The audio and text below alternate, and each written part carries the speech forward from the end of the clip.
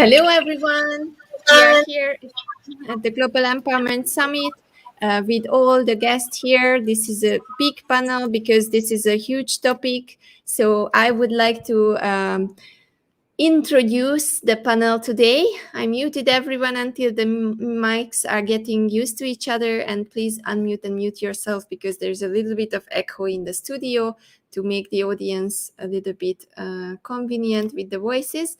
Welcome everyone, whoever is watching. This is the panel discussion, which is one of the most important panel discussions of the summit. It's about mental health and where is the balance, and should the balance be the problem, which is today a problem that is coming up, but it's here for centuries. Humanity was always dealing with many stressful problems, and it's always some important topic. And today we will go through this topic from the generational perspective. We will lead you through a journey from your birth until the seniority, and we will talk about all the aspects that we go through and all the tips that you can have from all the generations that you see on the screen, because I made sure that this is a mixed generation panel and we can have all the perspectives. So let me introduce everyone one by one very shortly and quickly. We have Abzanyas here. Abzanyas is someone who is working in the field for a very long time, and she's an advocate of mental health, and she's also working in the field as a counselor and helping people to get better in this field. So I will get back to Abzan to say the exact word of your position, because I don't want to make a mistake. I know that in this field you have to be really sure that you say the good word. So Abzan, what is the exact position that you achieved just right now?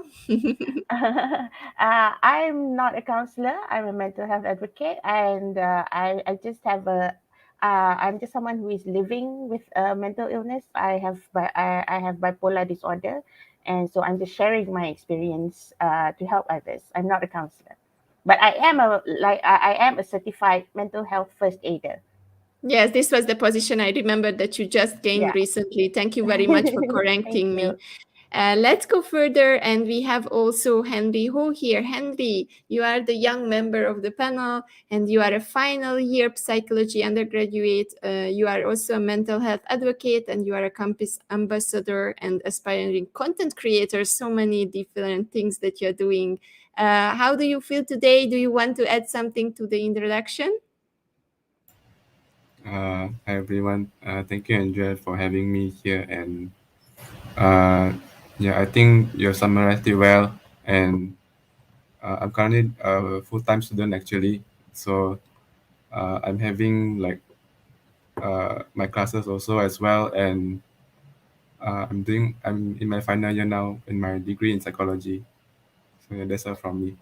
Thank you very much, Henry, and thank you for taking the challenge for being here at this panel. We will make sure that your first ever panel discussion will go very well, and we will support you in this beautiful, familiar setup. Let's go to Geeta. Geeta, Chief Executive Officer of Vibrant Living with Geeta. I'm passionate about teaching other people and helping people to overcome obstacles, also meditation. We were listening to Geeta some mornings during the Global Empowerment Summit because she was telling the people a lot of not a lot of things. She was creating an ambient of meditation in the mornings for the people who were starting the day with us, and she would like to help the people to be happier, to be more balanced, and to reach their goals. Did I miss something, Geeta? Would you like to add something to the introduction? Unmute yourself all the time.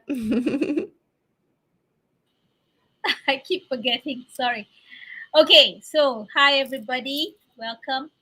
And thank you, Andrea, for having me down here. I think that what I want to share later is my own experience with mental health, because I'm a cancer survivor, and I feel that it's relevant to share what led me to get cancer. And I think that I found that out much later and became a health coach and became a mindset change coach. All that happened later. But I think that for this discussion, I would like to talk about the earlier years when I really didn't look after myself very well, and that's why I got cancer. So, and that was a big problem for me, and it was really all initiated by me psychologically and not being taking care of myself emotionally and psychologically. Sorry. Thank you very much, Geeta. Thank you very much. We go further to Arman. Arman is a policy analyst, mental health counselor, researcher, and trainer. Born in Malaysia, living in Australia, trained in political background and security and conflict analysis. So did a lot of things in his life. But now he's concentrating on a group that he and his friends were creating. It's an empowerment group, and he will tell us a little bit more about it. Arman, please add the other information that you would like to add to this short introduction. Thank you, Andrea. I'll be very brief. So I'm a political analyst turned mental health professional, and with the whole idea that I know it sounds like a cliche, but world peace needs also mental health peace, right? In inner peace. It's something that we talk about a lot, but I think we don't really understand the implications as much, because to have a healthy society, you also need a healthy mental health to be also something we give attention to. And it is with that focus, right, to look at mental health in a holistic way, that Dr. Paley, he is here, who was in fact my lecturer and supervisor, and together with her and four of our other colleagues, we have set up the Empowerment Group. It's a partnership between mental health providers in Malaysia, Australia, Indonesia, and Singapore, with the idea that we want to have culturally sensitive, holistic tools, right, to empower community members and individuals in building mental health. And we look at mental health in a very broad way, not only the absence or the absence of strength, anxiety, and depression, but really on a positive angle of it, which is about achieving your full potential in life and leading more healthy and meaningful lives there. So that's a bit about myself and TEG. Thank you. Thank you very much, Arman. And then we go further to Piero. Piero is also from Australia right now, so it's very, very late at his place, but he is here and he's a true supporter of the Global Empowerment Summit. I'm really happy to have you here, Piero. Piero is a maverick coach. You have to explain what that is. And he would like to help people to conquer the uncomfortable and to unleash the potential. Tell me a little bit more about you, Piero. Firstly, I would like to thank you very much for this opportunity. And not only that, to be surrounded by such beautiful people here on this panel. And what an empowering panel this is. It's about mental health. So as you can see, Addicted to Grow is the business name. And Addicted to Grow means addictional habits transferred to growth habits. So I'll get into my story later. So it's going to be a pleasure to share that. But most importantly, I mean, it's the Global Empowerment Summit. So this is not only just a collection of a month worth of empowering topics, but all the tips and tools that you can gain just from us here, which is obviously it's live recorded, and you can then reach out to us all. So it's such an opportunity. And wow, how do I explain a little bit about me? I'm a counseling psychology practitioner of modern applied psychology. I've got a certification in CBT, DBT, which is cognitive behavioral therapy, dialectical behavioral therapy, timeline therapy. I'm a master practitioner of neurolinguistics, and I've also got a certificate in addiction, drug, alcohol, and thought patterning with therapy and counseling. So when it comes to mental health, I'm a true advocate. Not only that, I had my own 24 years of addiction. So I can't wait to get into the story, how I overcome it, and some things that I can share with the audience and with everybody. So thanks very much for having me, Andrea. Let's go. And we have one more person in the room, but I wouldn't say that she is not an amazing, wonderful person, just like the other people here. So we have Dr. Peili Yeo. She's also a counselor, clinical supervisor, educator, and trainer. Her professions is marriage and family therapist, pastoral counselor, mental health counselor, and she believes that everyone has the capacity to heal themselves. Dr. Paley, a few words from you, besides the things that I told about you. Yeah, basically that's it. All my life is about empowering people, to help people find breakthrough in their lives, and really to help them live to their full potential. Yeah, and right now, what people do not know, I'm in the midst of coming up with my book, which is really, to target people who are busy in their midlife, who finds, they are about to be burnt out. Yeah. So in order to avoid, burning out and get down into depression, I really hope to be able to, through this literature, to be able to touch more audience. Yeah. As we all know, as a counselor, in my 1 hour, I can only touch one life. But if I have a book or I have an online course, hopefully eventually that book can be turned to an online module. Then I can reach out to more people. Yeah. Thank you, Andrea. Yeah. We will be very happy to have all this later, and then when you share it, then please let us know, and I will also share it on the hub. I would like to say hello also to our audience. We have Sheila here, we have Simfong, we have Jagatis. So thank you very much for tuning in, and for all those who are coming, please feel free to ask questions. We are here to support you, and if you would like to reach out to the people here, then just please reach them out on LinkedIn or through the Global Empowerment Hub, and you will be sure to find them on the speaker page on the website globalempowermenthub.com. So let's go further and explore mental health from a very different angle and perspective. We will go from the stages of the people's lives, and we start with the childhood. So let's go a little bit of round around without making an order here in the ages and making labels. Let's just start on the screen. So when you are a child, when you are a parent, what are the things that we have to be careful about? What are the things that you would say for a parent? What are the things that you need to tell to a teacher? What are the things that for a small kid we have to look out for around mental health?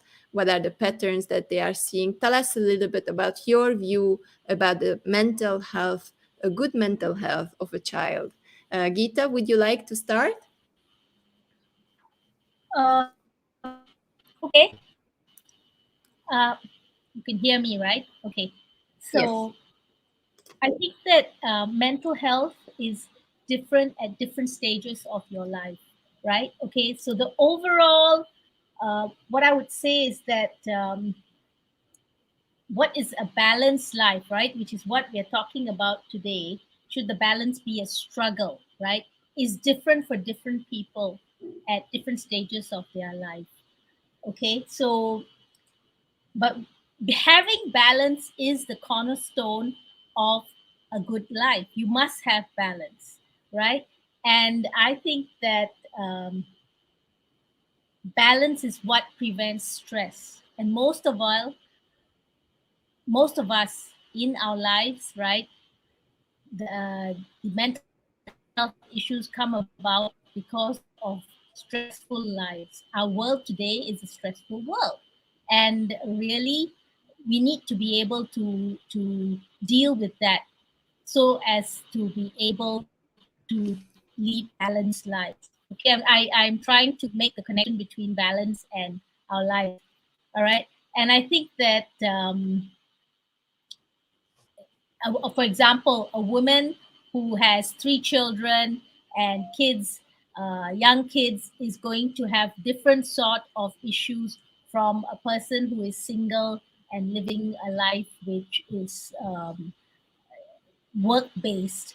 So these are some of the things that we need to look at, right?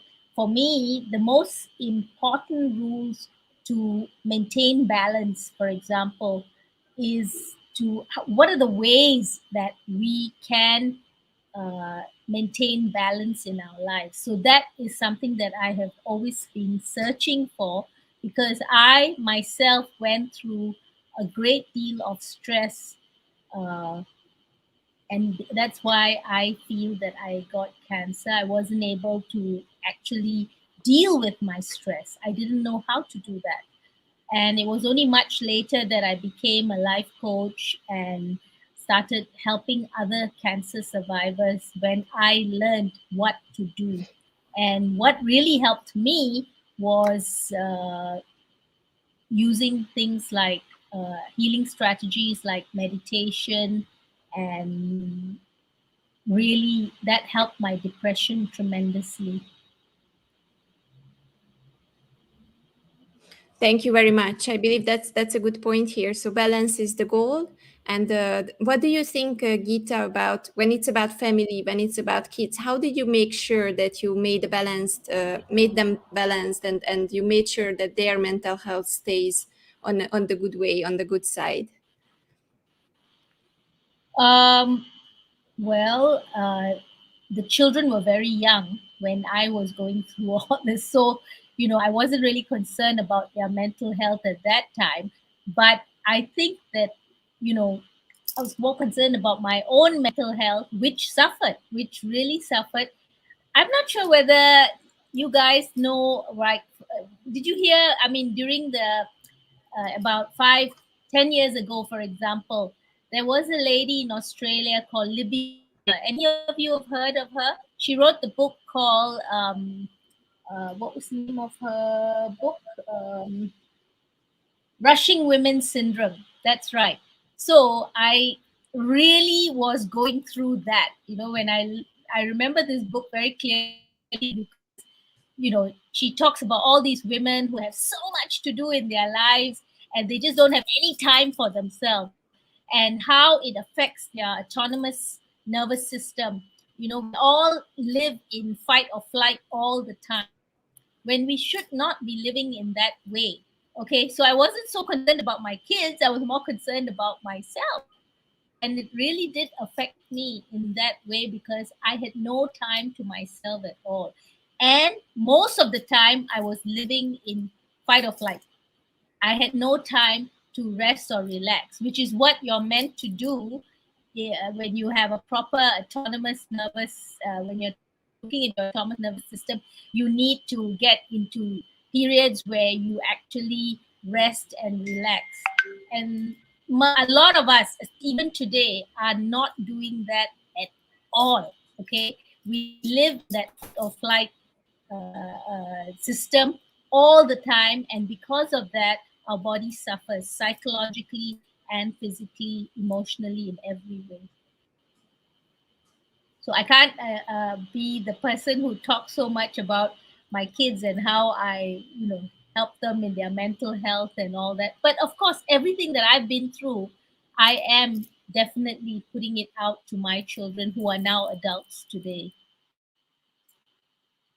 Thank you very much. We have a comment here from Sheila. So children tend to observe and model their parents and people around them at a very young age. So what you go through does impact them too, right? So I yes, think it's a yes. It's a big yes here. Gita was just saying that she was dealing with many things on her side, so she couldn't really deal on the other side with other things. So when you are really busy and you are really living this busy moment, I guess, Geeta, then you have a lot of things on your plate, right? absolutely. I went through so much in my earlier years. The 40s, 50s were really, really painful years, and then resulted in a divorce as well. So I was going through my own emotional issues as well, right?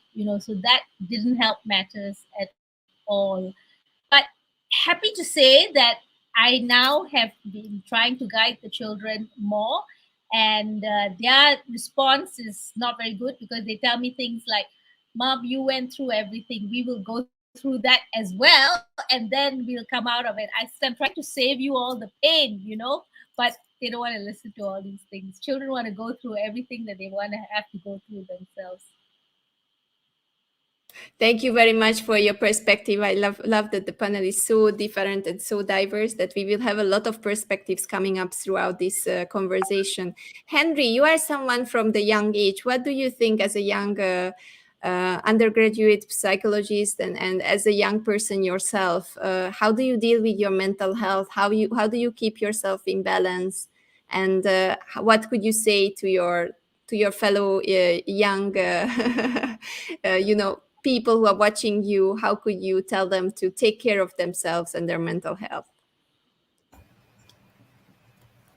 Alright, hi, Andrea. I think personally for me, there's not really a balance, like a perfect kind of balance.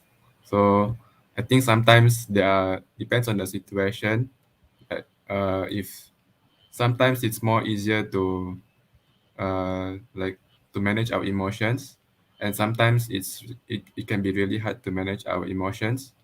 And there was one time where I've went through this fear of failure, and it was definitely hard for me to uh, go out of my comfort zone at that time. And so I began to manage my emotion and see how I try something new, and slowly by slowly, and then I managed to get used to being in my outside of my comfort zone. And so yeah, I guess it depends on every person, and how they and their strategy through coping through their managing their emotions.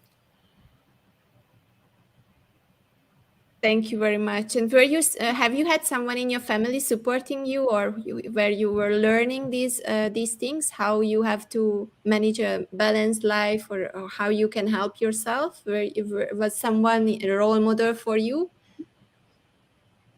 Yeah, especially my mom, because she's been a role model for me since that she's managed to go through many situations, and also stay resilient through it. And I feel really grateful for my mom also. Thank you. The resilience is something that we will touch, I guess, many times today, because that's some very key ingredients here in finding the balance. Arman, you are someone who is also specialized in children's mental health, so maybe you could add some of your points here. Look, when I started off my career in the beginning of about 3 years back, right, in mental health, I did not foresee working with children. But somehow, universe had different plans, and a lot of my work really has been with children and families. In fact, I was also the project manager for Buddy Bear, which is Malaysia's only child dedicated helpline during the pandemic. So I just want to highlight a few things here, right? Going back to your original question, right, Andrea, about the different life cycle stages, right, and how their needs that we see. So this is something that we often forget, right? That even a child actually has certain needs, right? That needs to be addressed at every stage of our life, right? Whether you're an infant, you're a young child, or an adolescent, you're a teenager, you're a young adult, you're a middle-aged adult, you're a senior age adult, right? We do have different needs, and these needs start as early as even 0 to 3 months. You'll be surprised, a time when the baby can't even talk, right? But the baby is still learning at that time. And I think what the attachment bonds that they create, they build with their parents at that age, particularly the mother, right, plays an important role. And it's really how do we, as adults, as parents, right, to create a situation, or create a overall environment in which the child can feel that the world is a friendly place, the needs are to be met, and they feel loved and safe enough to really want to explore the world as they go older, or through the ages of infancy and also adolescence. So I think this is something that we, like children have their own needs at different stages. So I think the awareness of that in society is really important. And I would then also, as we go, further to really look at adolescence and teenage ages, it's really important for parents to see that how we can give a stable base, right? So stability plays a big role, and that's why I would say balance comes in. To me, balance is um, when it comes to the later stages of life, really a balanced perspective of things. Because I think sometimes when we have a lot of stress and anxiety, it's often when there is really we fail to actually see it, the bigger picture essentially. Also, I think we can achieve a better mental health when we can balance your different priorities, interests. The fact is, with the family context, for example, you have your needs, you have your partner's needs, you have your children's needs, right? So how do we really balance those needs to lead to happier outcomes, right? So I think that's where balance to me comes in as well. And to just remind ourselves that when it comes to as the child grows up, I talked about infancy and even 0 to 3 months old, but as they go older, they eventually have to deal with their own stresses along with the parents' stresses, right? So they deal with their own stresses. During this the last 18 months, you've seen, right, for example, isolation, loneliness. Schools play such an important role for children, right? And all the children who never wanted to go to school now all want to line up to go to school, because they realize that there's a social aspect, right, and emotional development that comes from school as well. So I think it's important for us to recognize that not only in these 18 months, right? The 18 months have aggravated some of them, but overall, children have their own needs about belonging, about connection, about socialization, about emotional growth. So are we really giving them? And I think Asian parents, right, of course, focus a lot on physical needs, right, and material needs, food, clothing, shelter. But beyond that, are we addressing, acknowledging, and responding to the emotional needs? That is the important question to me. I have clients who come to me who are in the middle age, sometimes in the 30s as well, right? So, and they have, most of their needs met by their parents when they're young, but really the gap that stays with them, and really, and to some extent, the memories that still continue to haunt them, is that when they feel that emotional needs are not addressed, right? So I think as a society, we need to be aware, right? Particularly, in a country like Malaysia, where we've seen 30 years of almost consistent economic growth, right? I mean, with, of course, the economic crisis in the 90s and in the difficulty in the last 18 months. But it's a country where, I think we can take for granted sometimes the food, clothing, and shelter.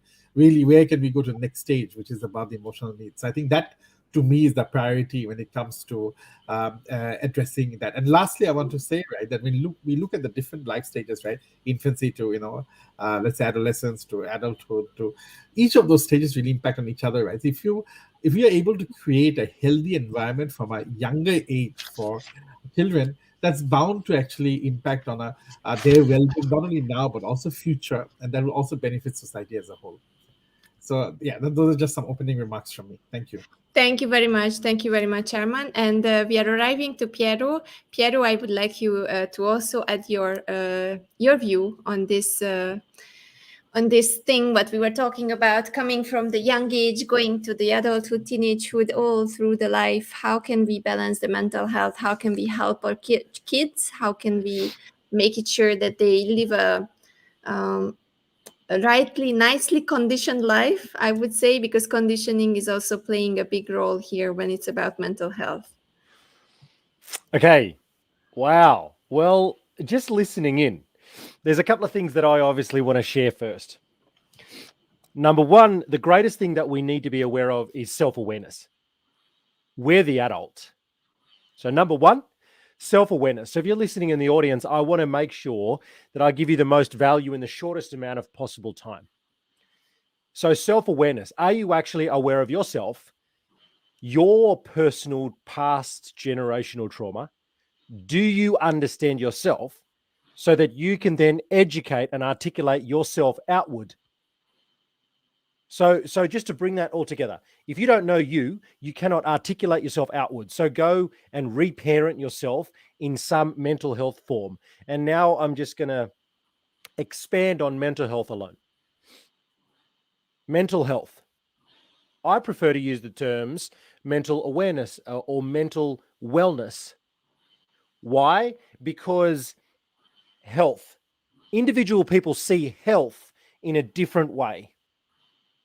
Now, if we were really to come down to it, right, there's four words that come to mind. What becomes acceptable becomes inevitable. So if you accept an unhealthy life, you'll be unhealthy, but you're accepting it, you're tolerating that. So how can we tolerate that as adults and then expect our children to be different? So first of all, I don't wish to make anybody wrong, but how we do one thing is how we do everything in the world. So if we as an audience, those that are listening, if you're a parent, and this is from my research, my study, my knowledge, and my belief, that if you have some unhealed trauma in your life, you are already passing that on to your children. So you must do the work. So Gita said it quite profoundly when she said the words, I needed to understand myself. Because what comes first? Parents come first. And I'm going to break that down even more as a relationship counselor. One husband, one partner comes first. The second partner comes. This partner is for themselves. This partner is for themselves. Then they have the relationship. Then children. Think about that. Adult, relationship, then children. So those, I understand, Gita, those mothers that put themselves first, those fathers that put themselves that didn't put themselves first. They put children first. They're rushing here. They're rushing there. They are tolerating that. I want to bring this to light because the book that was written is a beautiful book, and she was trying to bring a point to the world. And that is that this idea of rushing mothers is because the mother wasn't actually looking after themselves. So number one, you must look after yourself. It's self-awareness. Number two, childhood mental health. First of all, as teachers, if you're an educator in the school, some of the patterns that you mentioned, Andrea, what are some of the patterns? What I want to bring to light is I work with children as young as 8 in schools here in my local town. Number one is awareness. Children are all about imagination. So they do what their parents do. They do not do what their parents say. So when you're watching children as a teacher, you listen for language patterns in children. You watch them express themselves through play and through their imagination and their drawing and their creativity. When you watch that, if you watch someone's output, so someone's language, someone's behavior, you know how they think. That's the second thing I want to bring. Then the third one I want to bring is the environment. So when we talk about environment and we talk about, I'll get into balance in a moment. This all ties together. This is why I want to do this first. The environment that we're in reflects the individual's self-respect towards themselves. So if you take a look at an environment, and if the environment is poor, and I don't mean poor as in material. Armin said it wonderfully. When we talk about environment, right? If you take a look at the way people interact emotionally towards each other, and I know this, I have a Filipino mother, I have a Croatian father. So the environment of love connection was extremely poor. No offense, mum and dad, right? And God rest your peace, dad, right? The environment was poor from a loving perspective. So I didn't witness that. I didn't understand it. And we'll get into my story later. So the environment is so important. And now why does this all come back to balance? And that is this. I believe through my research, my study, and my knowledge, there's no such thing as balance. There's such a thing as dedication to individuals. When you're dedicated to your children, you could spend half an hour with children because their concentration level is this big. Adults, it's different. We're all going to be here in tune for the next hour and a half, truly because we're going to get 5 minutes to speak each time. But even for children, an hour of time with them is so much for them. It's actually, I'm not going to say it's too much. It's actually a lot. It's a lot for them to try and collect. And what I mean by this balance, it's dedication. So if you're in a family environment, and this is from my own experience, I've got 3 boys. One is 8, one is 5, and one is 6 months. So when I look around that environment and I'm watching them interact with each other and myself and my partner, what I'm trying to bring to light here is that there is plenty of time for parents to look after themselves, but I believe they make it such a priority to overindulge in children. Children actually need very small amounts of attention in very small amounts of time here and there and everywhere. That's what I'd like to input, Andrea. I really love the way how you put it all in a framework, because that's very important to see it from the individual level. Then you go to the family, then you go to the community and the society, and all the 4 of you was giving kind of like a different perspective from this in this framework that we are doing here.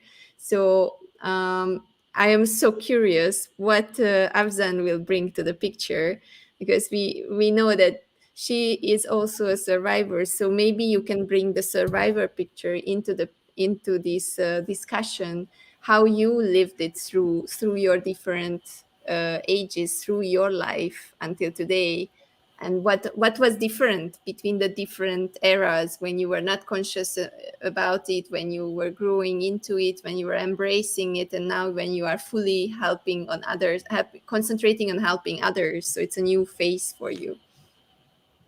Yeah.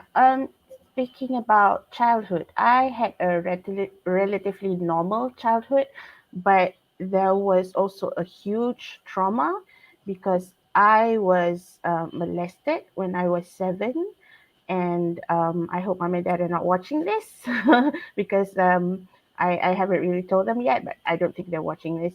Um, uh, and that the trauma of that incident, I suppose, shaped my childhood quite in a big way, because I was always trying to prove myself, prove my worthiness.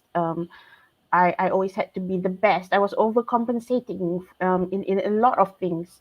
I and that carried on until I was in university.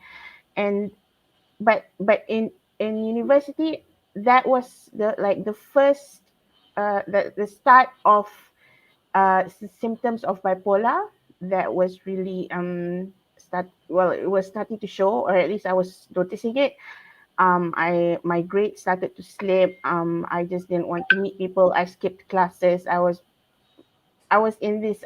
I honestly thought I was just going through a phase, but I didn't know that I was going through symptoms of bipolar disorder. And that was why I'm an architect, and it happened when I was in architecture school. 3 years of diploma, I was I barely passed. I graduated with my diploma, but I barely passed. And then but during my degree years, I was performing quite well. I was on the dean's list twice, whereas in my diploma years, I was almost failing. And then I started working as an architect, and some days were normal, and then there were long episodes of me being antisocial. I didn't want to go to work. I just wanted to stay in bed. And all of this were like I couldn't tell what was wrong with me. I honestly thought I was just being ungrateful. I was being undisciplined, because I had so many things going on for me. And then in 2019, 2 years ago, uh, another traumatic thing happened, and it pushed me almost over the edge. I was already having suicidal thoughts. And that was when I decided, okay, this has to stop. Something must be wrong with me, because, I've been behaving certain ways throughout phases in my life, and which I myself could not explain.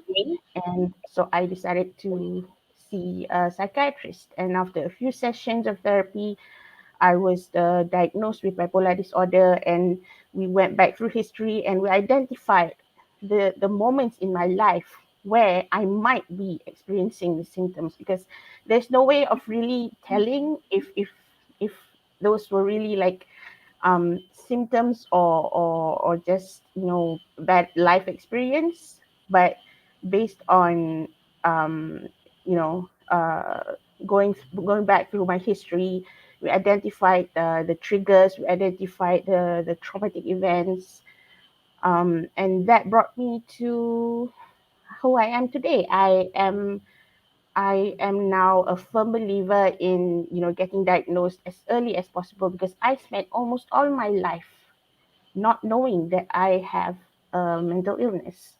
I've lived with it almost my entire life and didn't know about it. And I'm still in therapy.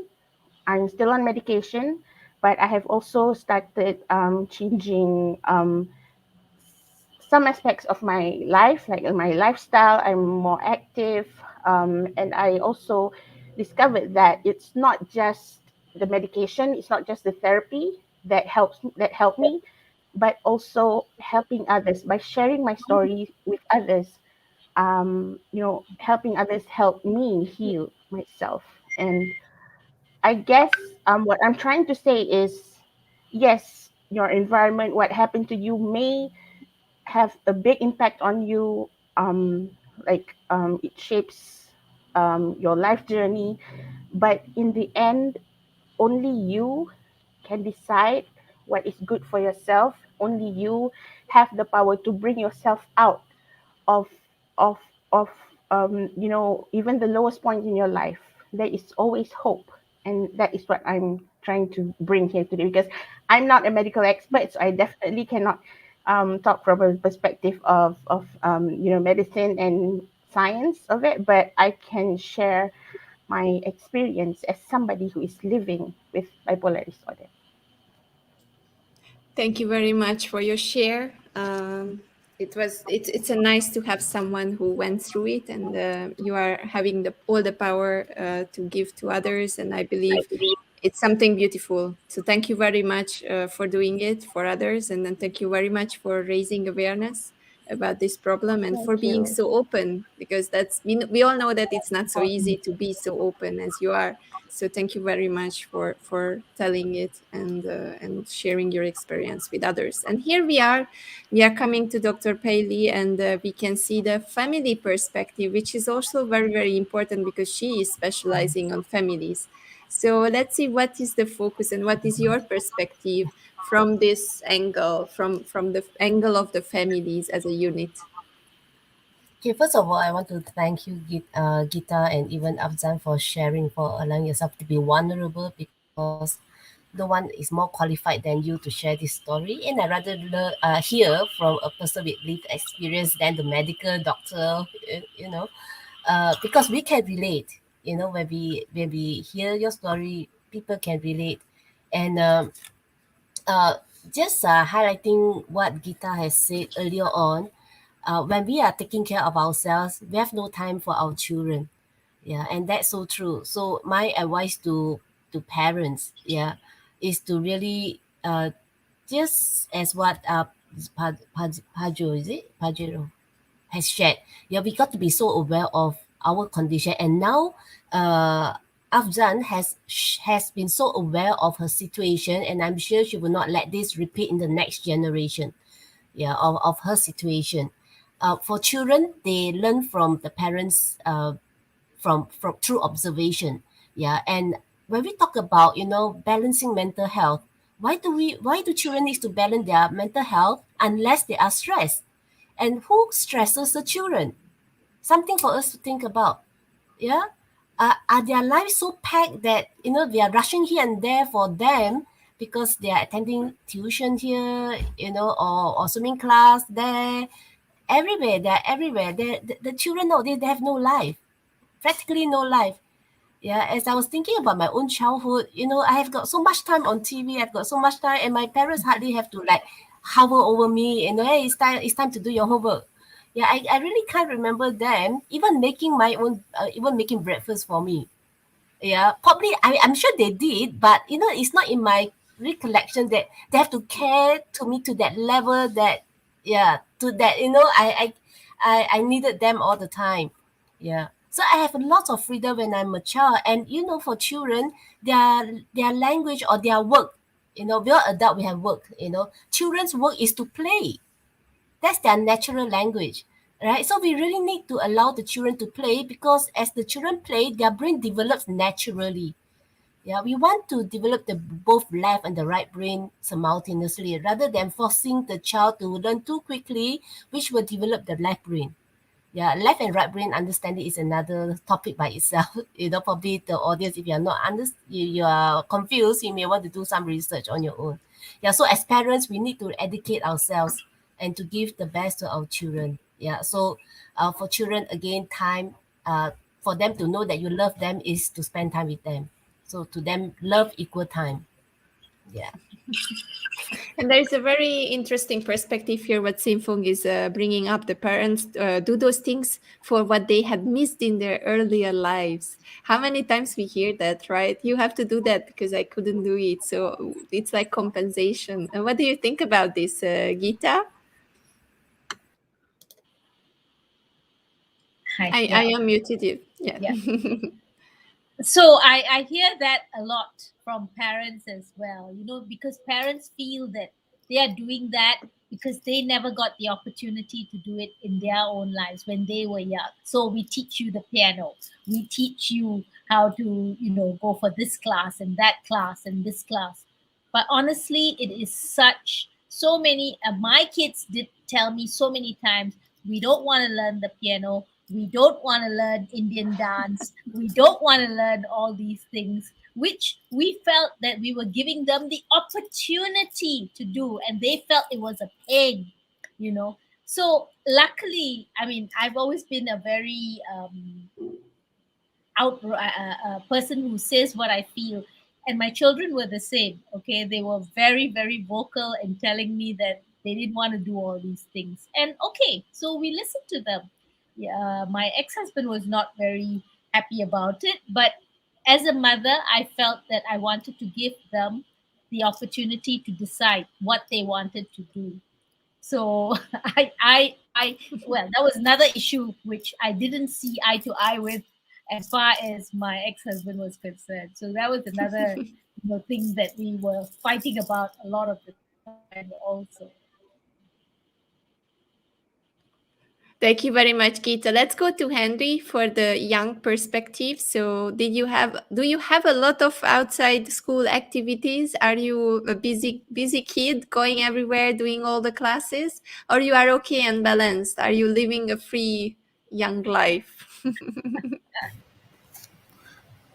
India, I think for me, as I think about my childhood, I think I wasn't facing many like I was kind of okay in school, and like uh I guess as is the same as well. I echo with what Gita has said, and but then it also I've also noticed that from the family perspective that uh, my parents also want to make sure that they don't want to repeat the same mistake that have happened over the years, and so they want to give this opportunity to me uh, to like correct what I've done wrong as well, and to have what they are missing, then they want to give again. And I think they also want to prevent it from going to the next generation. So they will do everything they can uh, to give this opportunity to their children. Thank you very much, Henry, for your perspective. Let's do a little bit of a change up before Arman is going. Let's hear Afzan first, and then we go to Piero and then Arman. Okay. As I said, I was always overcompensating. As a child, I had to be number one at school every single time. Even if I was just like second best in class, that would affect me so much. I would feel like I was not doing my very best. I have failed everyone. Um, my parents were strict about academics, but at the same time, they were never um, how to say, they never force us to do anything that we don't want to. So I yeah, I mean, it pushed me to be the best in academics, but also I had a very balanced life. I was allowed to have friends. Friends were always coming over. We were always going out with friends. Uh, but I do remember my parents, my dad told me that he would prefer if my friends came over to the house as opposed to me and my friends going out, and he doesn't know where he didn't know where we were. So because he said that way he would know who my friends were, he would know who their parents were, and I guess that made him feel a bit feel safe because yeah, raising us, I guess he will how to say this, he didn't want us to be, he didn't want his children to be too exposed to the bad things in life, I guess. Yeah. um I mean, to a certain extent that has worked in my favor, because my friends loved coming to my house because my dad would prepare everything. He would make sure we have games to play, he would make sure everybody's comfortable, have enough food to eat. um, but at the same time, I also became a bit socially awkward because I didn't really know how to communicate outside of um, the circle of friends that I have, outside of school, outside of home. Other than that, I would be kind of awkward, But as I progressed towards being a teenager, and then at school, at university, that was when I was really exposed to the real world, and you can say that I had a bit of a culture shock when I was in university, because that was the first time I left the nest, so to speak. And yeah, and that really opened up my eyes to a whole lot of things. I had a very sheltered life, I have to say that. Thank you to my parents, because they kept me safe. Because I remember, even recently, I just found out that some of my friends, when we were in school, they were already doing drugs. They were already having sex with boys. I mean, I went to an all girls school, so boys were like aliens to me at the time. So and I was like, oh my god, I really did live a sheltered life. I mean, yeah, I was safe, but at the same time, I did not really understand the world.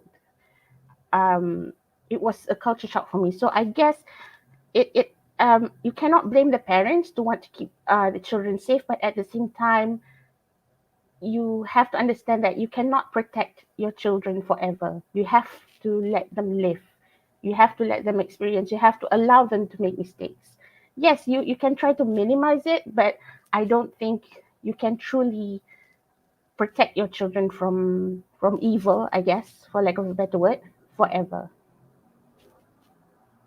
Thank you very much, Abzan. That's a beautiful insight into your story and into a story which will enrich other people's life now that they heard it and you shared it. Thank you very much. Let's go to Piero. What would you add to this conversation at this point?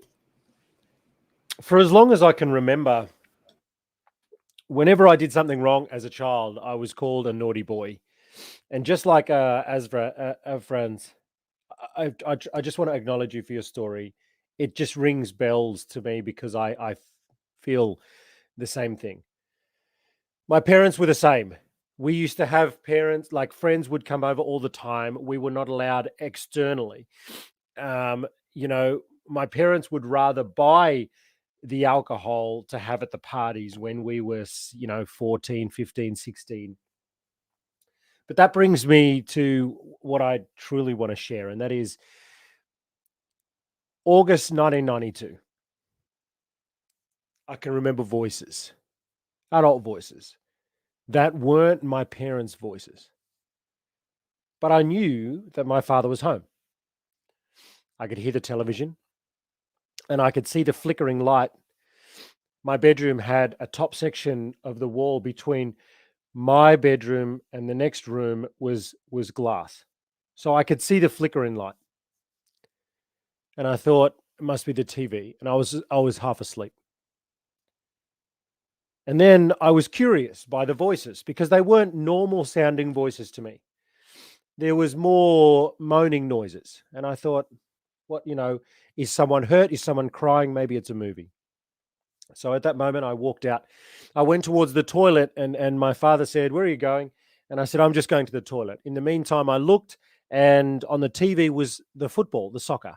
And I thought to myself, that's not what I heard a moment ago. So I went and hid. And I made it sound like I went to the toilet. But what I did was I hid behind the door. And then he turned the movie back on. And what I saw at the age of 10 was adults, which I didn't understand. But when I walked out, because in that moment, that was my voice. And he heard it. And as I was walking past, he said, "Oh, don't worry about this, son. This is just naughty adult movies." Now, as I said, as long as I can remember, I've always been called a naughty boy. For myself, my father used to work shift work. It was 12-hour days. There was 3 weeks on night shift, 3 weeks on afternoon shift, and 3 weeks on morning shift. So they were rotating roster for 12 hours. In other words, I didn't get to see him much. When I saw him, it was dedicated time, or if he was home, he'd be asleep, or if he was at work, I'd never see him. So the narrative, the story that I created was that I wasn't good enough for him to spend time with. And because if I was getting in trouble, which I was very mischievous because I was playful as a child, we played to learn. And I used to get called a naughty boy. So in that moment, I attached, this is called an attachment theory, I attached the idea of being a naughty boy with naughty adult movies. And for those of you that are in the audience, this is a trigger warning. They were pornographic films. So at the age of 10, I was exposed. Fast forward 4 years, by the age I was 14, I was already addicted. I understood what the movies then were about. I understood the magazines. I started to self-gratify. I was using it then as a safe place. If I felt threatened outside, I was then self-gratifying myself. I'd watch the movies at night when no one was around or they were sleeping, and I was using the magazines in his bag to take myself to the toilet.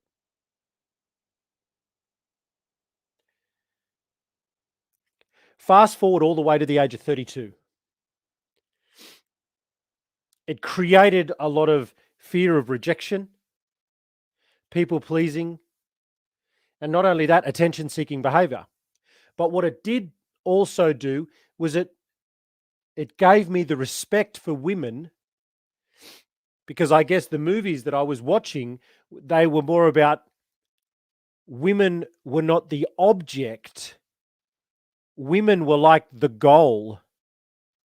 They were very educated women in the movies. So for me, it didn't implant the idea that a woman was an object. It implemented the idea that a woman was a goal, like a goddess. So therefore, in me, it created this, oh, I really need to respect women. So then I got fear. I created fear of rejection, because it was like I had to treat this woman like gold.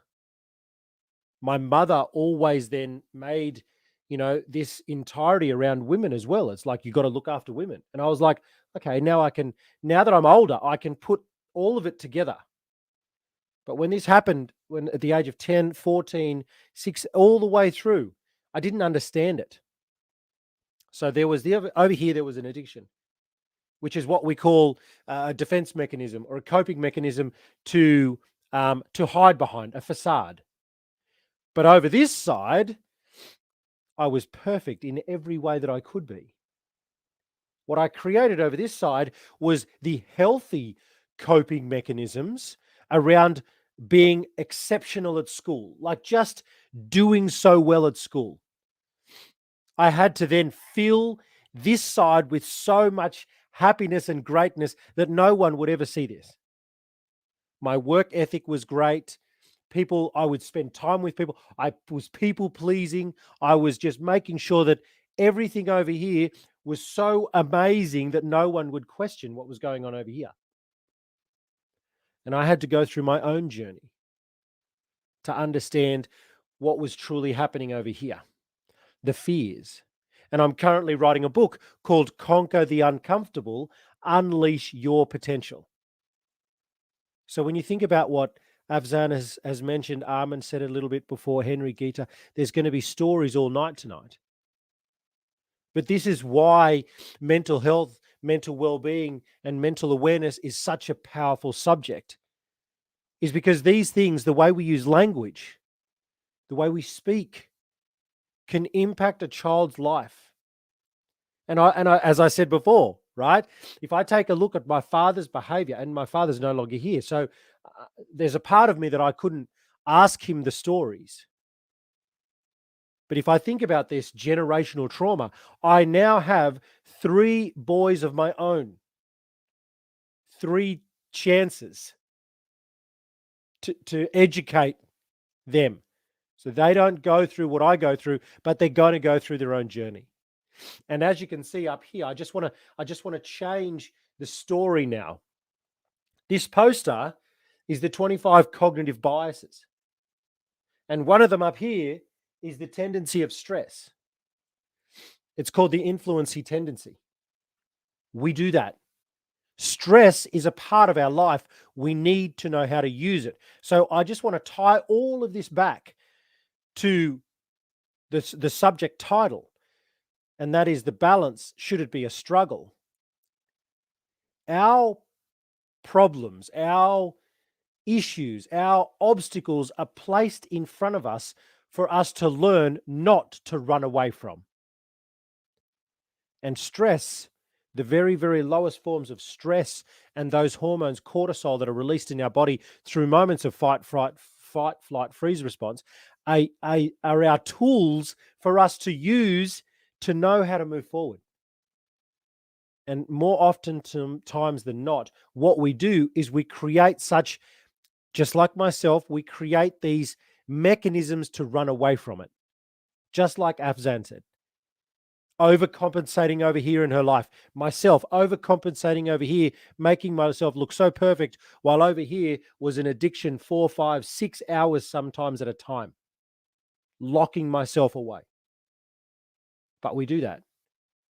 We do that because we are scared, because we feel unloved as children, as teenagers, even as adults.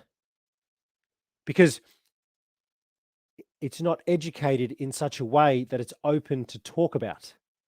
Even now, we tolerate the lack of pain that it can cause. It's hurtful. When you actually go and talk about what things have hurt you, it's painful. So there's no reason why we run away from it, because our brain is designed to protect us with good intentions. So we don't want to talk about painful things because it hurts. That's what I'd like to add, Andrea. And the beautiful thing is that as you are opening up with your stories, look at the comments from the audience, how they are opening up themselves. So stories have really a powerful meaning, because Jagatis is also sharing about her past, and Marissa is jumping in, sharing about parents, Sheila is sharing. So it's kind of like something that we already see the value of sharing and opening up and awareness here in action during this panel, because 3 of you already shared heavy stories about your own lives and how you got over it, and it's already opening 3 other people in the audience right now while they are listening to you. So now no one can tell that awareness is something that we don't need to do, something that we have to avoid. Awareness is something that we have to push forward. Awareness is something that we have to work for. And I'm so thankful for all of you who are sharing their own stories, because it's really for someone who has created this platform to share stories and to create awareness. It's just the beauty in the making, because I see that what I'm doing has some reason, because already during this 1 hour, you opened up yourself, and we also communicated with the audience through your stories. So thank you very much for being so open, and all the work what you do, guys. You are all amazing. And thank you for the audience for jumping in and sharing your own stories and resonating with the panel here. And before we go to Arman, I just would like to say that we already see the individual level. We were talking about the families. We were talking about the struggles. We were even hearing some stories how you guys went through something difficult. So we saw the inside part of it. But we haven't really talked about the community and the society itself. And I think we arrived to the point when we have to talk about this, about how the society is wanting us not to talk, how the society is pretending that everything is all right, and how we are pushed into a corner in some cultures, and we cannot accept ourselves if we have some problems, and we cannot talk about our problems loud, because the society or the culture is not accepting it. So Arman, what are your insights about in the extended picture of bringing the society and the responsibility of the society and the communities into the picture? Okay, look, thank you very much, Andrea. I'll shed some light on that. But before that, I just want to quickly make a quick comments on really parenting and children, as we talked about, right? I think what's really evident from all these stories, right, is that parenting is not an easy job. I think any parent knows that, any child knows that as well. And I think this is where, right, we need really not only awareness, but really programs, right, at the community level, either by mental health professionals, maybe state funded, but really looking at how parenting can be done in a much healthier way. I have no doubt that majority of parents, right, want good for their children, but there is often a gap between action and intention, right? So the intention might be in the right place, the action may not be there. So the awareness part is important. That's really where we need to consciously initiate programs, right? And this could be in the form of support groups for young parents, could be in on awareness programs on what other things that you could do. And let's also not underestimate how important this is, because there is an intergenerational aspect of it. You will see, I mean, we see that with our clients, we see that anecdotally with our families and friends. Typically, whatever that you despised as a child that your parents did to you, often you replicate that on your children. And this is really the even research confirms it, right? Those who are bullied are likely to be bullies themselves, because someone who has experienced or endured or even witnessed violence, right, while growing up, is very likely to indulge in the same excesses, right, as an adult, right? So this is where we need to really be aware that like, where do we break that cycle? And I mean, and this is where we need different types of support in the community. When we talk about mental health, often the emphasis is that it's really based on mental health professionals like Dr. Yo, myself, who are either counselors, psychologists, or psychiatrists, and that's important. There's no doubt about it. They are, I mean, particularly more severe cases, right? In a triage system, will need support from counselors or even senior counselors, right? Or therapists or psychotherapists or psychiatrists. But there's also the power of really the community. And that's where the lived experiences come. By some of the personal experiences shared today, which is encouraging people to share more about what they're going through. And the first step is there. Something that I mean, later, I hope that Dr. Yo can also tell us a bit more about it. At the TEG, we are very passionate about raising awareness on support groups. We see that as a very effective tool for the community to come together. And this is where I want to bring up something. Yes, there is stigma. Yes, there are barriers in community to accessing mental health. But you know what? We've also seen that when there's access to mental health, it's again the community and family that can play a big role. So families and communities, when it comes to mental health, is a double-edged sword. They can be the source of stressors, they can be the source of resilience.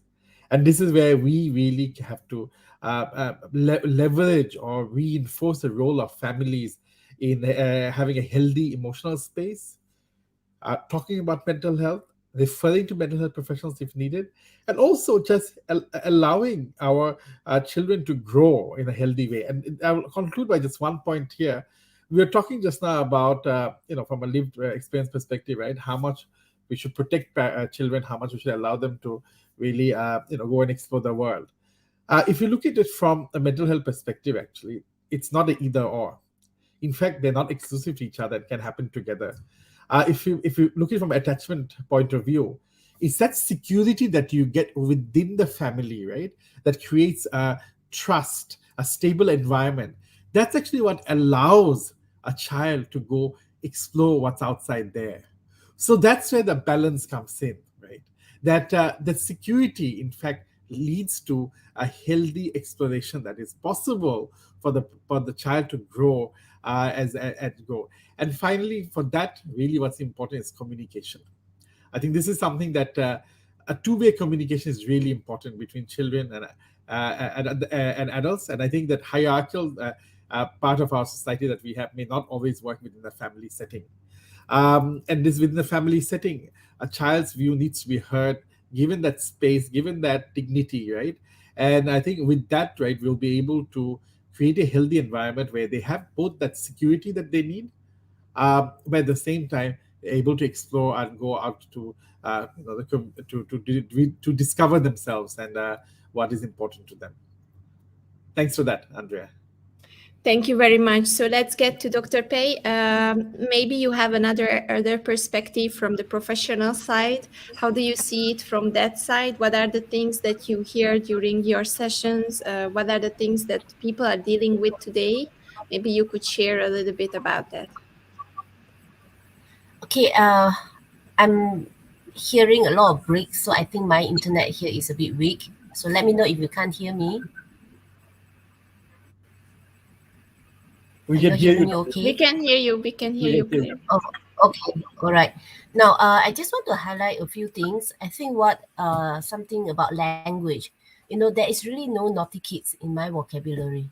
Yeah, sometimes I mean children just do what they know as children. When we use label like you are so naughty, you are so rude. In whose perspective?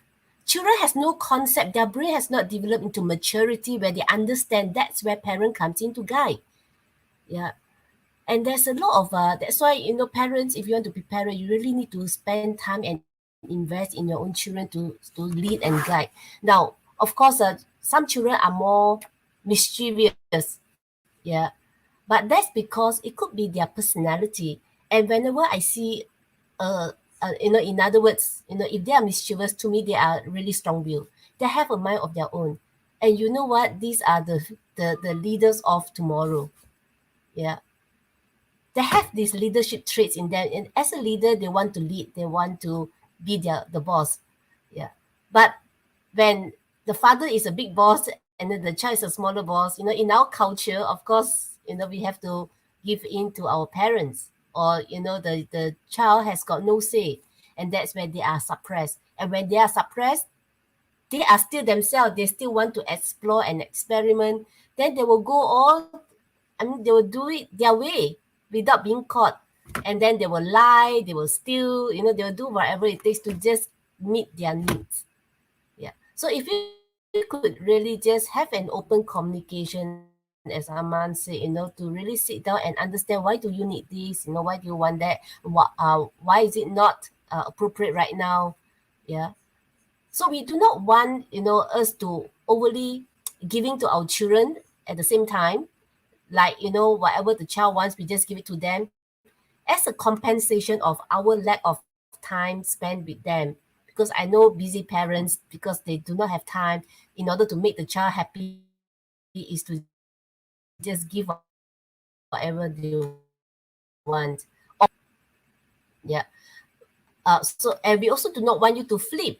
I think just now there's a comment about how your parents are very strict, or maybe you have been abused, and then when you become a parent, you are not going to do that to your kids, and then you flip to the other end where you are too permissive. Yeah, we want to really find a balance. So a healthy parenting is really to love your children responsibly.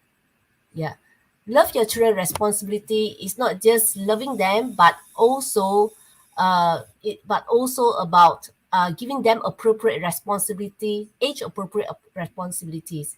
Yeah, certain things they can do at certain age. Yeah, so we really need to refer it back to that. And I think Abza was talking about, it's okay to let them feel, it's okay to let them make mistakes, because that's where they learn. If we overprotect our children, we are just there's this psychologist who say we are just bringing up a lamb to be slaughtered when we release them to the community. Yeah, so we need to toughen them up. We need them to build resilience. To build resilience, we need to put them in a situation that's challenging, and then we guide them. I think as a parent, as long as we are there, their safety net, they are good. Yeah. Thank you very And much, for those, Dr. sorry, Pai. just one more last thing. For those of us with a story just now, as you're sharing your story, look at you today. You turned out okay, even with or without parental guidance. Yeah, basically, human being, we are resilient. Yeah. Thank you very much. Thank you very much for your words and for the great insights. I just would like to go back to Henry very quickly before we answer the question from Mama Chat. Henry, you were talking about the importance of resilience. So, what does it mean for you, and why do you think it's so important today to be resilient in every age? What happened? We lost everyone. Sorry, are you able to hear me? Go on, We can, Henry, go we on. can hear you. Oh, okay.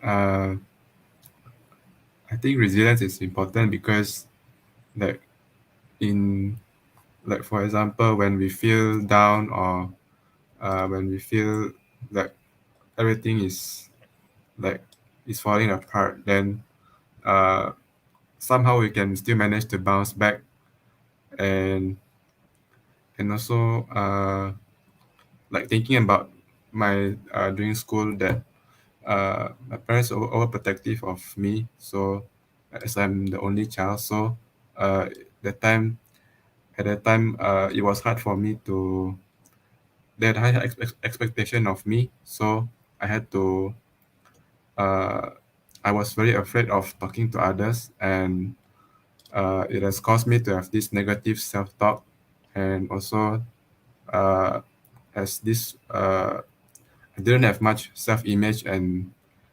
self-worth as well. I became like a people pleaser, and so I was constantly having to struggle with my own and not being to express my emotion properly and not being to communicate with my uh, social circle.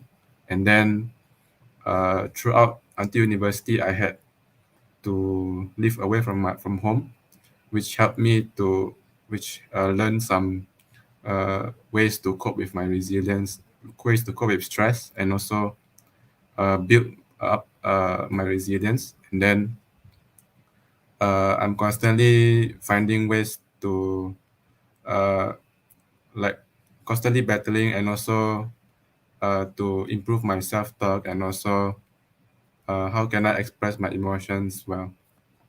Yeah, so I think that's why I think like resilience is important to face challenges when they are there. So when you face the challenge, then you kind of know, you can know what to expect already, and then you can bounce back better. Yeah. Thank you very much, Henry, for your perspective and about your story. We are Andrea, getting can I there. say Everyone, something? Yeah, can I just say something? I think there's yes, a lot please. to be said about acceptance as well. You know, a lot of the time, and somebody in the audience also said that there's always a lot of pressure that because I put a lot of pressure on myself, right? You don't accept yourself. You're always a perfectionist.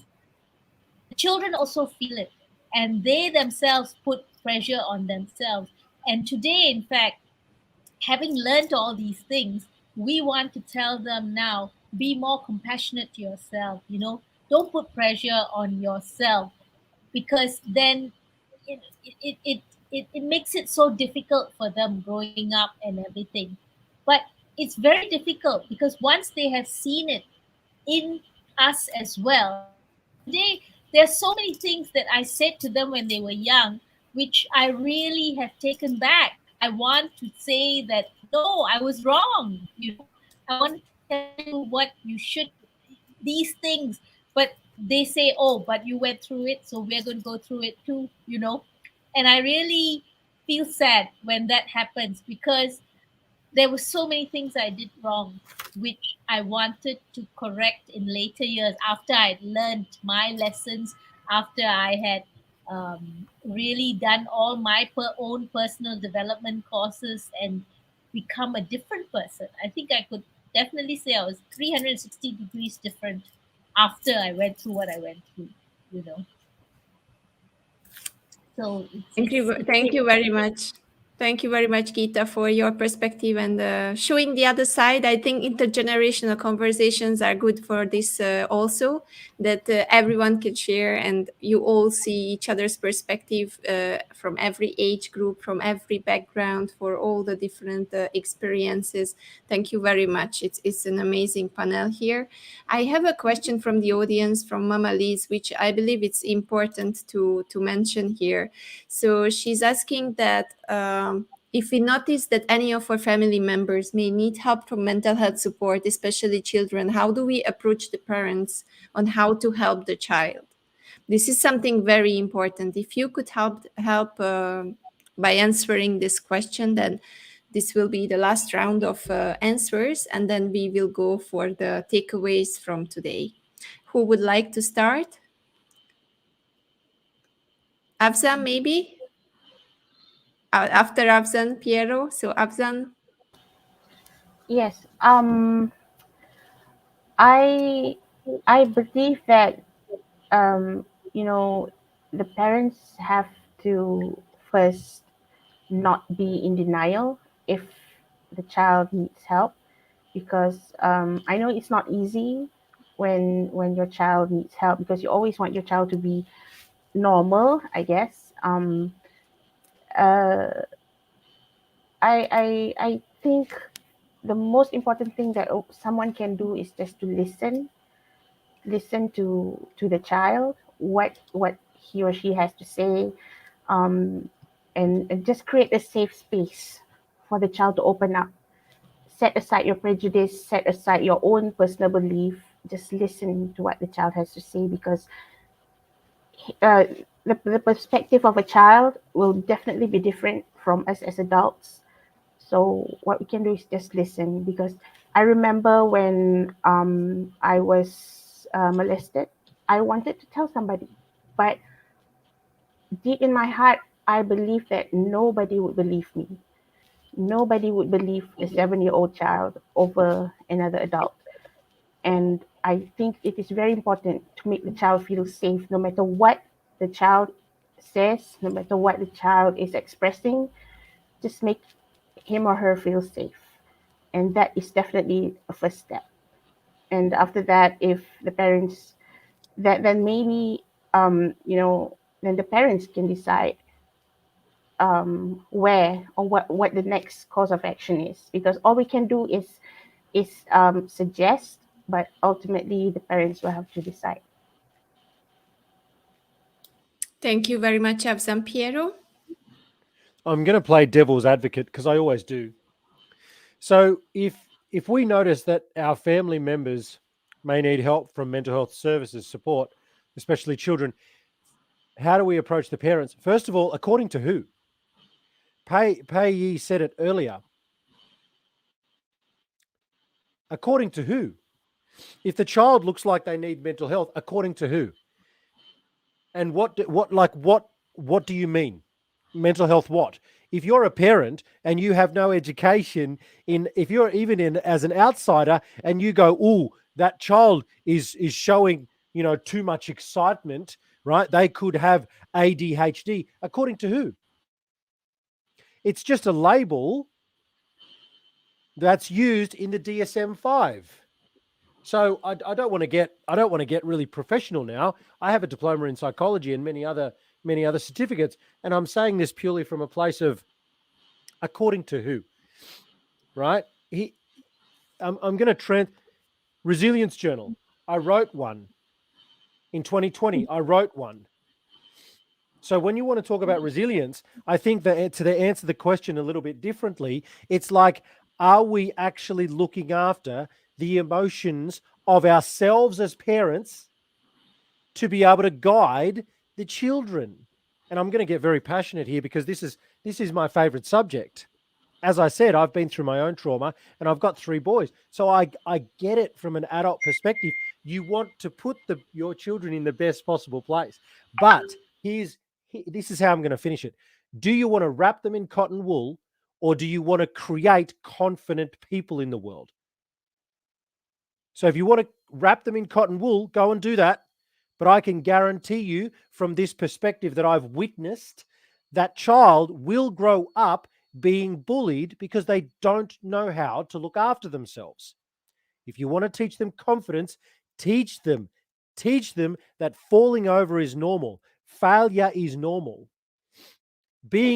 Standing up for themselves is just voicing their opinion. It doesn't mean it's going to create a fight.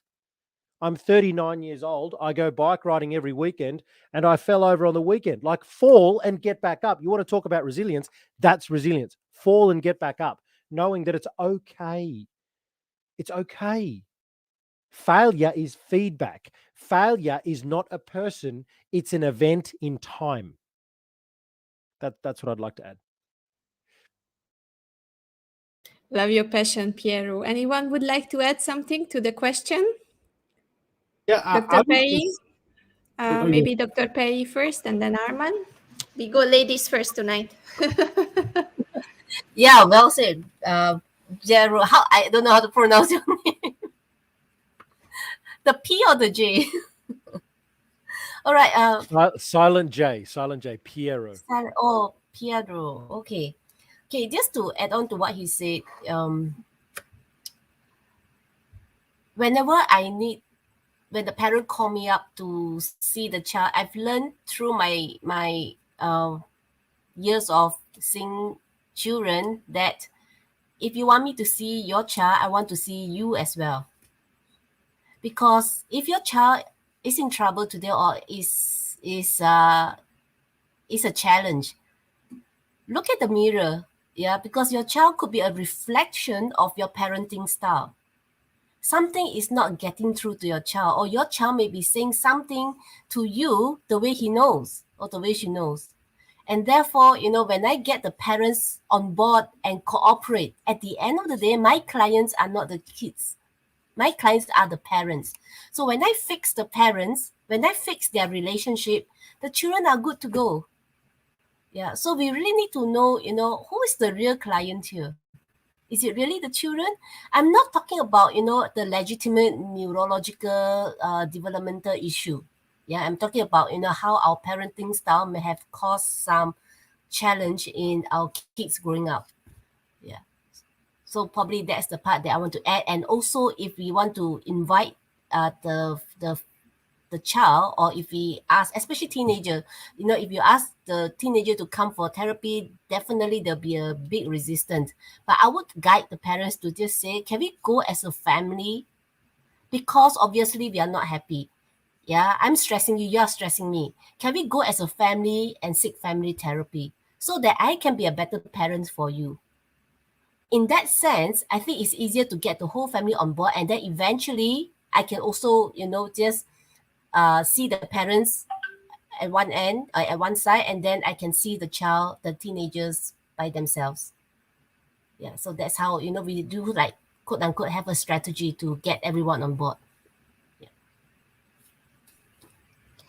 Thank you so much. That was so powerful. I think everyone is sharing powerful points here. Arman, you wanted to say something? Yeah, I just want to reinforce the same point that Dr. Yo mentioned, right? That involving children in the process, right? This cannot be another case of, oh, I feel that you need to go see a counselor and then imposing it on them, because that attitude perhaps is the cause of the stresses as well, right? So you're only reinforcing that.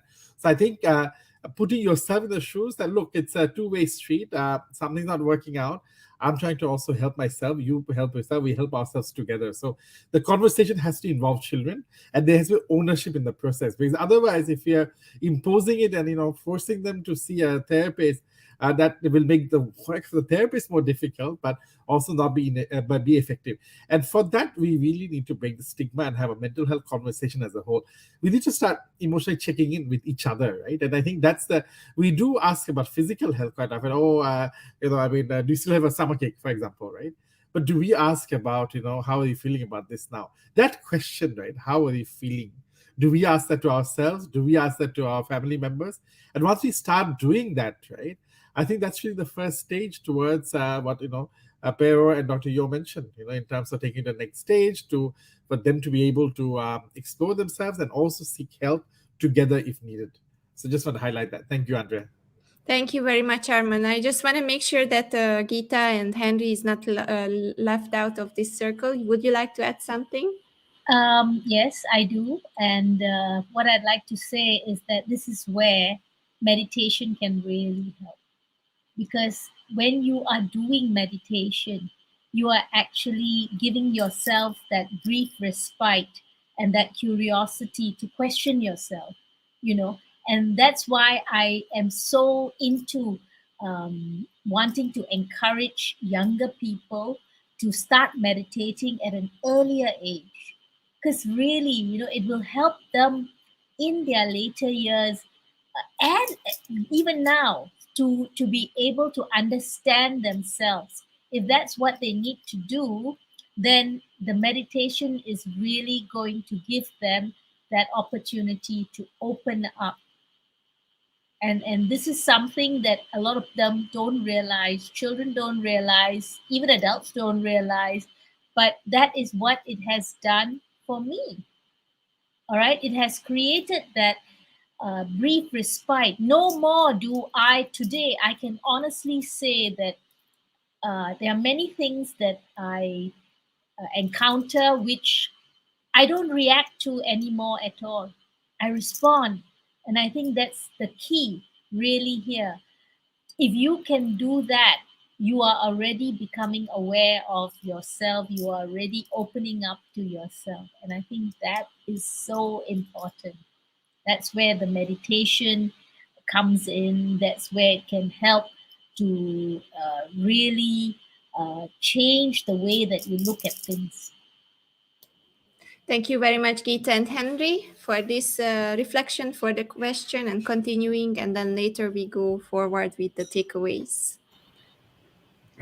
Yeah, actually, I have nothing much to add, but I also resonate with the panel. Like, as a family, we should give a listening ear as parents also, to give a listening ear to the children and emotional safe space to be able to talk things out and have conversation with them, and have a strong support for the children also, uh, and like to go through this process where it's human to make mistake and to also learn from the mistake as well.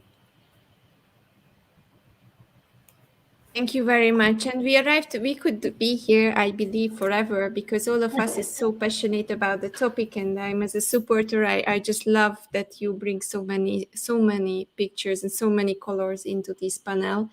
And we cannot go on because two of the guys here are already after midnight, and I see them going down, and I know that they are so tired, but I see the same time their passion. So thank you very much for keeping it up, Piero and Arman. I really appreciate that you are staying up so late and supporting this topic. And also for the audience, Liz and Zana, and I see Simfong, Jack, Marissa. Thank you very much for sharing your stories and supporting us. We will read back all the comments, and we will make sure that everyone is coming back and supporting you and giving you answers. Let's go to the takeaways, guys. So let's formulate a summary or give a little bit of practical advice how we can keep ourselves in balance, how we can focus on our mental health, and how we can help our family. Give us your takeaways just as a shorter closing note, so that after that we can close the panel and we can go to sleep. Let's start with the ladies first. Paley, Dr. Paley. Okay. So your question is the final takeaway basically for tonight, whatever you heard, and how we can keep the balance. Right. I think I want to respond to one of the comments just now. She said something like, "I wish I could turn back the clock," or something like that. Yeah, I want to say, don't live in regrets. Our past do not define us. Whatever mistakes that we have made, there is always time to make amends. Yeah, just put down our pride. If we have to apologize to our children, we just apologize, and that's role modeling. When it comes to saying sorry, and I didn't know any better. You didn't know any better how to bring them up in a way that you want them to. Yeah. At the same time, maybe you want to forgive your parents for not knowing how to bring you up as well. Right. So let's not live in regret. Let's just move forward, and you will be the one that will create how you want to do your family from now onwards. Yeah, get yourself, educated, get yourself into a program like this. Yeah, learn. Yeah, and continuous learning. That's all I would say. Thank you very much. Let's go to Absan. I have this short story that I want to tell. I remember this one time we were having dinner, me and my niece and her family. And I asked her if she wanted more rice, and she said no. And then her mother said, "Say no, thank you." She said, "Okay." And after we finished eating, I told her, "Okay, you're done eating. Go and put your plate in the sink." And she said, "No, thank you." So you see, what we teach them is up to their interpretation. So you can provide them with the tools, but how they use it is totally up to them. So you don't have to worry too much. You can give them the basics, but as they grow, they will learn by themselves. So in regards to what your parents should have done, would have done, or could have done, and how it shaped you to be who you are today. I have this favorite quote from one of my favorite TV series, NCISLA, surprisingly. The quote goes like this: "You are not what history said you were. You are who you choose to be." So no matter where we came from, no matter how our parents brought us up, whatever circumstances we come out of, we decide what happens in our life. We decide what to do with our lives. Because if I had just left it to fate, I probably wouldn't have been here right now. And so be who you choose to be. That's all I have to say. Thank you very much. Let's go to Geeta, and after we bring up the boys. I will unmute you. Now again, repeat. Okay, sorry. What I'd like to say is that I wish that in schools today that they would start teaching things that are going to help the children from a young age, and one of the things that I would recommend is that we teach the children how to be mindful, to be aware at a much younger age. I think many of them don't know how to do this. Oh, Piero is saying all schools now implement well-being here in Australia. Okay, well, I didn't know that. I'll tell you that it's not done here. I'm sure of that. And I think that that's a topic that really, from my takeaway, is that that awareness is going to help many of the younger kids so much if they have that kind of learning. And I wish that I had it much earlier as well. I had to become 50 before all these things really, I started understanding all this. So it took a long time. And I think it should be implemented much, much earlier. Thank you very much. Let's go to Henry.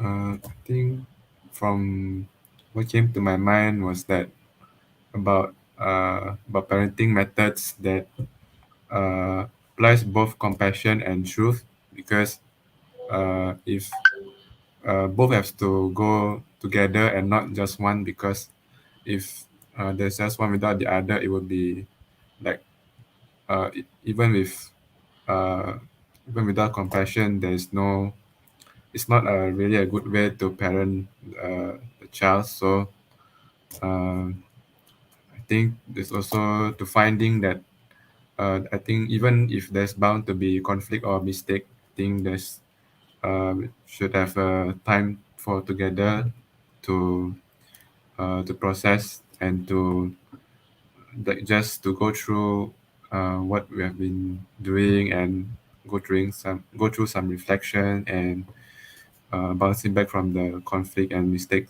Then uh, that there's still room for improvement and to be made still. Thank you very much, Henry, for your insights, and congratulations on your first panel discussion. I think you did very well. We are congratulating for you, and I hope you enjoyed. Was it all right? Was Yeah, not it so was hard, right. right? Oh my Yeah, thank God. you so much. Thank you very much for taking the challenge. Let's go to Arman. Wait, Yeah. thank you. Just unmuting myself. Thank you very much, Andre, for organizing the discussion.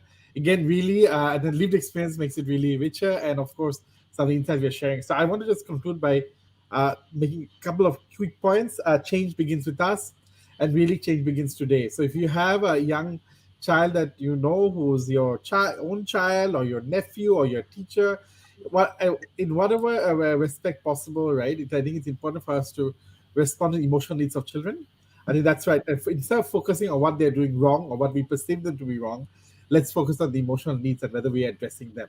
I also want to highlight here that Australian government has actually taken a big step. Last week, they announced the first mental health policy, which focuses on under 12-year-olds, right? So, and it's a game changer in a way because it's talking about the community role and the preventive role as well. So, I think it's a message for us, right? That look, we don't want to go and talk just focus on the lockdown, but I think the lockdown in a way and all that we have gone through last 18 months has been a wake-up call for us, right, on how we engage with children. So let's put all these learnings together, everything we shared together to have a healthier emotional space for children. And as parents, we have to, as parents and adults and caregivers, teachers, or whatever role we play, we have to take the first step really in creating that inclusive space. Thank you. Thank you very much again. Thank you. And then we finish up with our very own storyteller, Piero. Thank you very much, Andrea, for the space. Not only for everything that you've done in the last 1 month that we've been present for, but everything that you've done months and months and months prior to that. Because if it wasn't for you, we wouldn't be here, and you've put so much work in. So I just want to take this moment. I think this is my last panel, so thank you very much. Okay, how do I wrap this up? Our children will do what we do, not what we say. We as parents are the example. So if you as a parent, and I'm saying this with so much love and passion, not arrogancy and ignorance, if you as the parent do not show your children how to look after yourself, then do not expect them to look after themselves. You have to show them how to. You have to use your words. You need to articulate it. As Afzan's story about saying no and then no thank you, if you don't give the example, and I know that it can be so long-winded. I've got 3 boys. I get it. It's like, please put your plate in the sink. Now, if I didn't explain to empty the ingredients that there was finished in the bin first, I would have a sink full of a plate and ingredients. And I know that it sounds long-winded, but that's it. Educate your children. Don't entice them. Don't use a carrot. Don't use a stick. It's irrelevant. Educate them. Teach them to speak. Teach them to use their language. It's the greatest thing that we have in the world is communication. Every single person on this panel has a different expertise. But you know what every single person on this panel has that is absolutely priceless? That is, everybody has their own experience that no one else has gone through. That is priceless. So once again, thank you very much, audience, for being up. Thank you for those that are in the panel to stand beside me. This is a beautiful subject, and it's one that I'm extremely passionate about. So thank you very much once again, Andrea. Thank you for everyone. Celebrate each other. We did this at a very late time. Thank you very much for Arman and Piero for doing it all the way so after midnight for them. I know you all had a long day. Thank you for the audience. And I want to just say thank you, Jack. Thank you, Zana. Thank you, Ditranquil. Our music ambassador is here. Thank you, Marissa. Thank you, Gladys. Thank you, Mama Liz. Thank you very much for all the comments. We couldn't have had such a insightful discussion without your comments and questions because we shared stories, you shared stories, so it was real connection. You see, online we can also be human. We just have to find the right tool and open our heart. It's exactly the same like we would meet. We just have to see the humans behind this screen that is always in front of us. And thank you very much for all the panelists, Gita, Henry, and Afzan, and Arman, and Dr. Pate for being here and taking your time on a Sunday night to spend it at the Global Empowerment Hub and talking about this very important topic. We will come back on Wednesday again. We have 2 more weeks to go from the Global Empowerment Summit, from these 6 weeks of knowledge share. And now we have an application to make sure that you can learn whatever we do, because we made it possible with the help of SolveWorks. We created an application. If you check the QR code here in the bottom, you can rewatch the sessions and earn points. You can share your aha moments. You can share your feedback. You can reach out to the speakers and earn points with that activity, so that we know that it's a lot of information to digest. Even this panel was like full of a lexicon of mental health, so you have to rewatch it again. But if you rewatch it, then please let us know what was your takeaway, what did you learn, and don't be afraid to reach out to all the people in the panel here, because they have been through it, they are doing it, they are working on it, or they are already supporting people. So these are the people who you can really trust, and you can really reach out to them. Thank you very much. Let's close it up. Have a beautiful evening, guys, and thank you for this beautiful panel tonight. Bye, everyone. Thank you for joining in. Bye. Take Thank you care. for having Bye, us. everyone. Take Thank care. you. Bye. Thank you. It's such an honor being alongside all of you. Thank you so much, Andrea, for Thank you, hosting. Harry, for taking the challenge. That's the first step. Now you know you have to connect with them now. Thank you, That's everyone. the And Will next do, good will step. do. night. Andrea. Good night. Good night. Thank Thank you. you. Good night. Bye bye. Good night. Bye. Good night. Good night.